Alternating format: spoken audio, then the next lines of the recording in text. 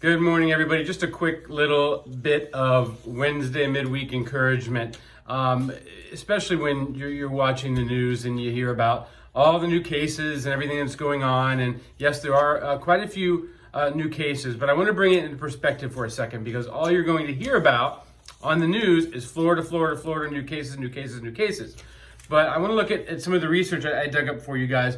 Number one, understand that new cases doesn't equate to a proportionate amount of increased sick people or increased deaths.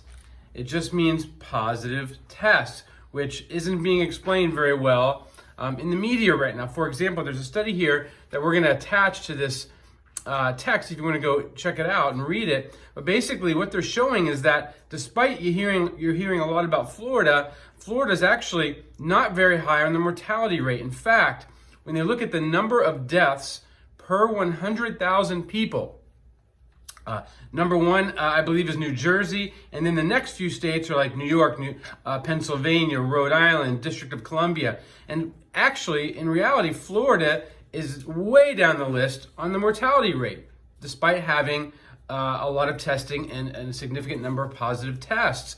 So what we're talking about is New Jersey being the number one mortality rate.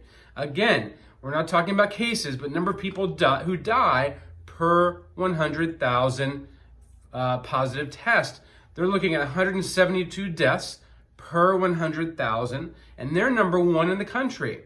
Florida, 18 deaths per 100,000 people infected. So Florida is actually one of the lowest. You can go read that study if you'd like. Just click on the link that's attached to this text. So what is 18 deaths per 100,000 cases equate to as a percentage?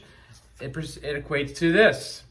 Not 1% mortality rate in Florida, not 0.5%, not even 1/4%, but 0.018% mortality rate. So even if we test positive, the mortality rate is one that you wouldn't even want to ever take a bet on. Okay, so very, very low. So just a little encouragement there. Also, another study that I just read this morning, looking at, I think it was 270 some participants in the study.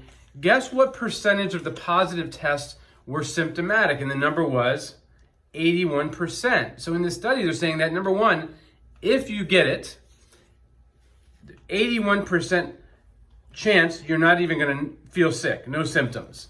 Number two, if you get it, 0.018% chance of death. So I'm not sending this out to minimize things, but just to encourage you and maybe strip a little bit of fear and instill a little bit of faith that chances are we're all going to be okay. Meanwhile, it's adjustments as usual here at Thrive. And if you have not been in, really consider, please, not delaying too much, because if you've been under regular care, we don't want to have to go back and not only start over, but maybe see you more often to get you back to where you left off. If you're still somebody who's sensitive, immunocompromised, or just still a little bit fearful, text us, call us. We'll arrange for you to come in during closed hours when nobody's here. Have a great rest of the week.